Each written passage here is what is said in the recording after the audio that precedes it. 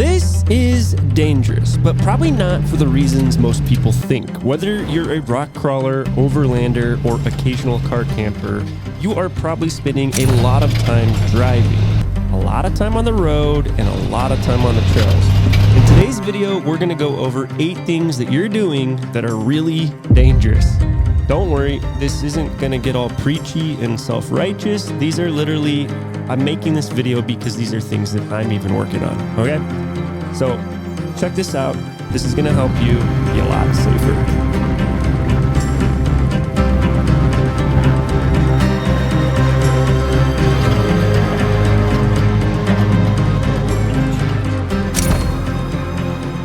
I don't know if you guys have been paying attention, but Harbor Freight just put out one of the best, most affordable off-road jacks, and they have been flying off the shelf. But there is a huge problem with this. This jack weighs 48 pounds, which is actually really light for this kind of off-road floor jack, but it is really, really heavy for a flying object. Let's be honest, I am not the strongest guy. I probably threw that jack at like 5 miles per hour.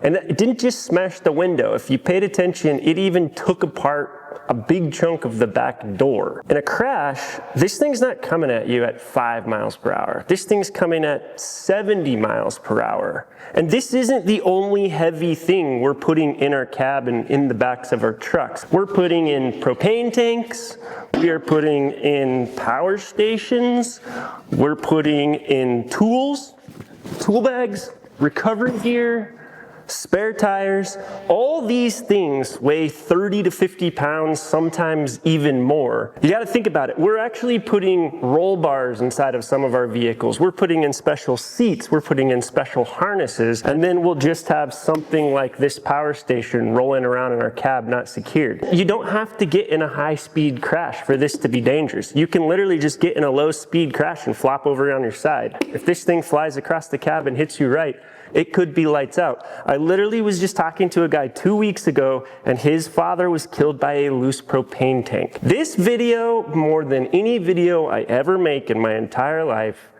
I think this video will actually save somebody's life. Tie downs and securing your gear, this is just one topic of 8. We'll cover the other ones a little bit quicker. Okay, so the Tundra just went on a trip and we haven't even unpacked it yet. When I say I'm not gonna get preachy, I'm literally gonna show you some of the mistakes that we're making that are included in the car right now, and some of the things that I'm doing to fix this to make it easier to tie stuff down. Here we go. Back of the truck, right away, there's a lot of soft stuff that is not heavy enough to be a problem, like in a rollover.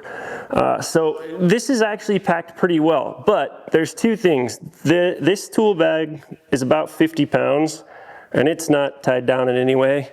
And then we've got a 5-gallon water jug, 5 gallons of water, 5 times 7, that's about 35 pounds. So I think one of the biggest things with the bed of your truck is the bed of your truck needs to be a little less sacred. I'm going to drill some holes in my bed and get easier tie down points for things that always are in the car in the same spot. We always end up with water in the same corner. I need it to be easier to tie down and secure there. I always have tools in the back in the same area. I need easier ways to tie that down.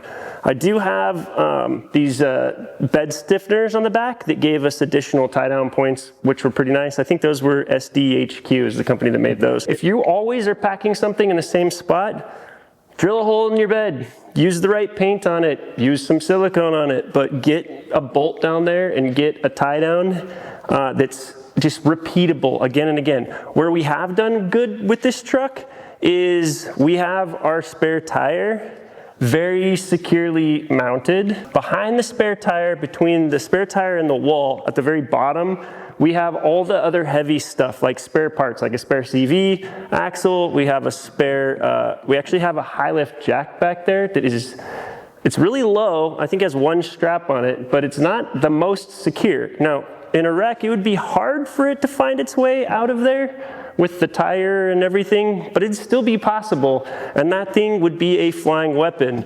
Also, they're just a little bit trickier to use. So that's one reason why we will be switching over to that Badlands jack. Okay, I want to show you a few cool things that we're doing in the Tundra to secure loads very easily and very cheaply.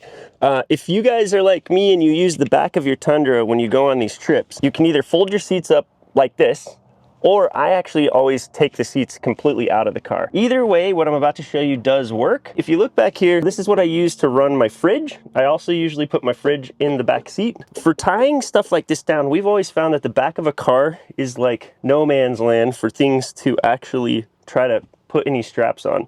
So what we started doing is we just started making these simple brackets. They look like this. It's an L bracket. And we started making them the correct sizes and shapes to be able to go around essentially the bolts that hold your chairs into the frame of your car or your subfloor. So right here, for example, we've got a bolt that holds the back of this chair, and here we can actually make a bracket that goes in there and gives you a mounting point right here to be able to tie, you know, a fridge down and tie stuff down. And then they easily can be incorporated into the other chair brackets on the back. So we have these big, huge bolts to work with right here and right here that we can create tie downs.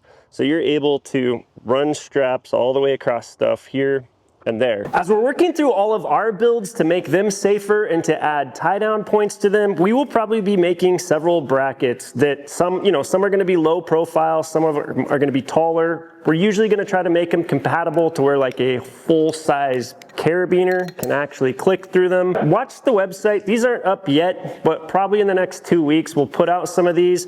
As we just make this stuff for ourselves, we figured we'd throw some extra ones on there. We did the same thing with the Badlands jack. Through Harbor Freight, they do not have a jack mount available yet. So we were able to prototype out and design this. By the way, this is the jack I threw through that window. It still works fine, barely has a scratch on it. So these things are pretty durable, but we were able to make this mount. It's our Outdoor Auto off-road jack mount.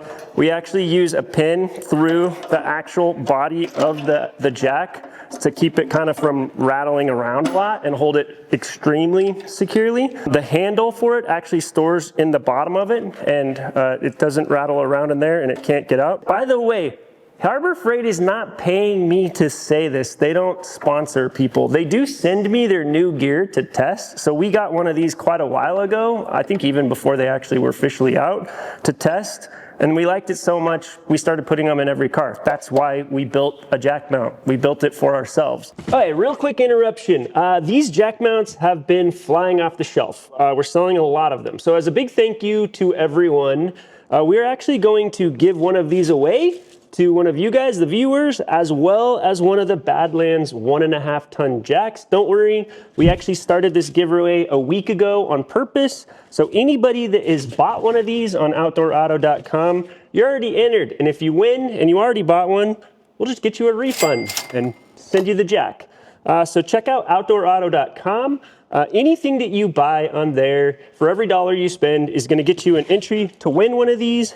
I have to say the lawyer stuff, which says, check the video description for dates and official rules.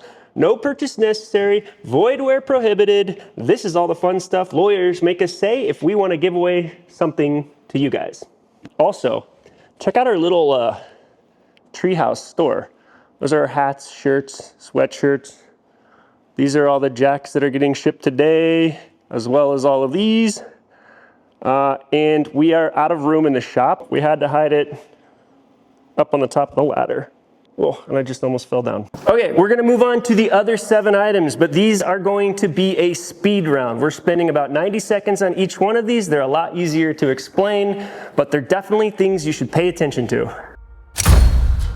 Okay, let's talk roof racks, bed racks. The amount of weight that I see people putting on their roof racks and bed racks is insane. And then also the amount of times that these vehicles are getting involved in slow speed crashes and the entire roof rack or rooftop tent or water jugs are getting flying across the road. This is happening a lot. So make sure that when you install a roof rack or a bed rack in your truck, you look at what it is rated for. I also don't trust a lot of the mounting systems, especially for bed racks. A lot of the beds just try to tie into those rails on the back of your bed, and those things are not very strong when you consider getting in a rollover or in a high-speed collision. So I tend to actually be, like I keep saying, less afraid of actually drilling some holes and bolting stuff into place to try to keep it secure, try to keep my family safe, but also just other people that are around a wreck safe from flying objects. One other thing that I see a lot of is people putting their water tanks like on a roof rack. I really think that that is a really bad idea. You don't want weight up high on top of things.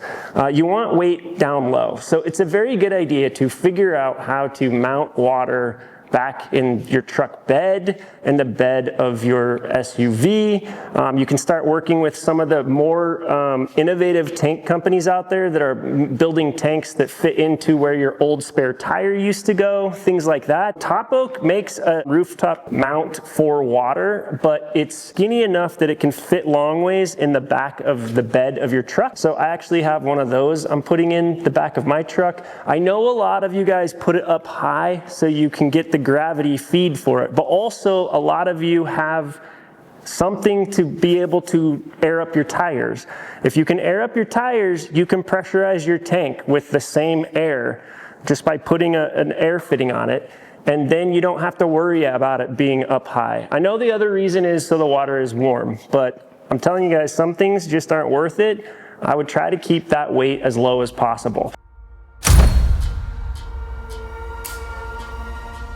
Off-grid communications. I've done a bunch of videos on this, 3 different videos on the Starlink Mini, including my most recent trip where it actually failed us a couple times and we figured out a bunch of workarounds. So if you're relying on a Starlink Mini for emergency communications, you should probably watch that latest video that I can link up here. And if you don't have the money to run a Starlink, or you just don't have an interest in that company, you can check out inReach. inReach is kind of the other go-to satellite communications thing. Also, we know some of the phones nowadays, like T-Mobile and stuff, have some version of emergency communications. The only thing, just whatever you guys do, before you get out there and you're in the emergency, make sure you test it. Like, an inReach is not actually as easy as people think it is to use. So make sure you know how to send messages and have pre-programmed messages and people to alert and send status updates on where you're located to your loved ones. So make sure you have your off-grid communications nailed and dialed.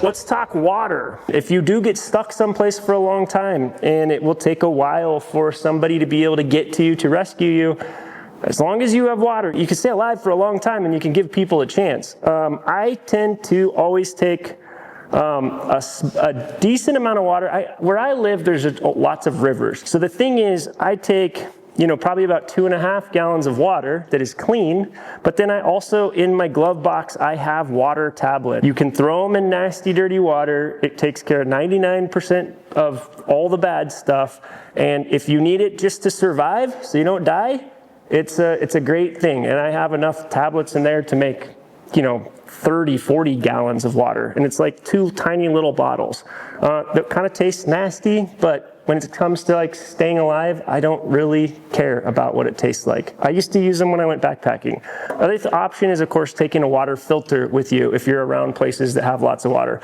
When I go to the desert where there isn't water, I take a lot more water. Let's talk first aid. Huge amount of my extended family and friends are police officers, firemen, EMTs, even I have a friend that's life flight. So they have to go to all the crashes. It's the worst of the worst stuff. When it comes to like first aid, it's important to have a good first aid kit, but like the number one thing to just at least make sure you have is make sure you have a tourniquet. When bad things happen and first aid is needed in car wrecks, more often than not, a tourniquet is what is going to actually save somebody's life or keep them alive long enough for the helicopter to get there. So make sure that you have a good tourniquet in your first aid kit. Make sure your first aid kit is easy to find. I have one under the seat in my cab, and I have one in the back of the truck that's really, really obvious, because you might be the one that's injured, and then people that are with you that don't know where you stash your stuff might be the ones that need to administer it. So first aid kits, make sure you have a tourniquet. Next one is fire extinguisher, and not for the reason you think. It's not all about being so worried about saving your car. It's about not starting forest fires, okay? When your car starts on fire, you need to get it out fast, and more often than not, it's gonna start the terrain around you on fire as well. I put my fire extinguishers pretty far away from my engine. You can have one like in the cab, a lot of times maybe in the back seat, but I also like to put one in the bed of the truck on the back, because if your car starts on fire and it starts to get really hot in the front and your fire extinguisher is also located in the front, more often people have just bailed out of the car and can't get back to the fire extinguisher. So I want to be able to go get it at the cold side of my car and go put out the hot side of my car. I hope that makes sense. The other thing that's out there is there are these really awesome new fire extinguishers that it looks like a flare, and they work pretty good as well. So you might consider having a normal fire extinguisher and then something like that. I'll put a link to those as well.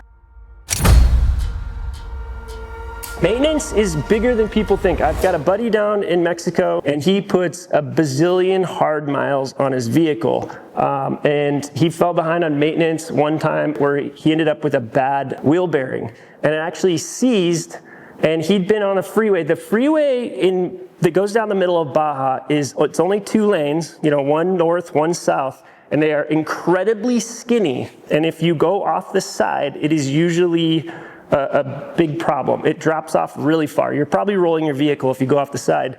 And then the other problem is there's a lot of times, almost every turn that you go around, you have the possibility of having a semi very much in your lane, because the lanes are so narrow. So don't think of it like normal freeways. Driving on a freeway down there is a full contact sport, and it can be really dangerous. If your wheel bearing seizes and your wheel falls off, which is what happened right after he got off the highway, he was on a dirt road, like literally only probably less than a mile out, and his wheel fell off. That kind of thing can definitely get you in a lot of trouble on the highway. So make sure you are doing your checks. Make sure you check your vehicle before you go on a trip, and then even after you've been in a bunch of rough terrain each day, get under your car, look around, check stuff, wiggle your tires, go around, kick your tires, do all that stuff. Maintenance is kind of big for actual safety, like on the highways and at high speed. Final one, which is good because I'm losing my voice, is tools. Same scenario. Down in Baja, you're gonna break something. Once you break it, you don't want to be stranded out there forever. You want to be able to fix it. So make sure you get the right tools for your vehicle. I have done an entire video on this, so I'm not even going to talk about it right now. You can go watch it. I've done a video that compares an expensive toolkit and a really nice one made by Boxo. And then if you don't have enough money for that one, I have built an off-road toolkit from scratch using just Harbor Freight tools that were more affordable. So I have both versions of toolkits that I go through to try to make sure that no matter who you are or what your budget is, at least if nothing else, slowly over time, you can get a good toolkit put together. Share this video with your friends if they need the encouragement. A lot of us know this stuff in our head, but we get so busy running around that we forget to actually do it. If we can help you out with some of the parts that we're making to make your vehicle safer, we're pretty excited actually about being able to do that. If you need a jack mount, I would get one, because I have a feeling we're gonna sell out, and usually it's gonna take us, a week and a half, 2 weeks to build more. It actually takes quite a bit of effort to build these. But in the meantime, go on our website and get entered to win one of these. You're gonna get an entry for every $1 that you spend. We've got a bunch of cool merch and a bunch of fun stuff. So check that out. Thank you guys for watching. Thank you for supporting the channel and keeping this whole mission to make educational content alive. We appreciate you guys.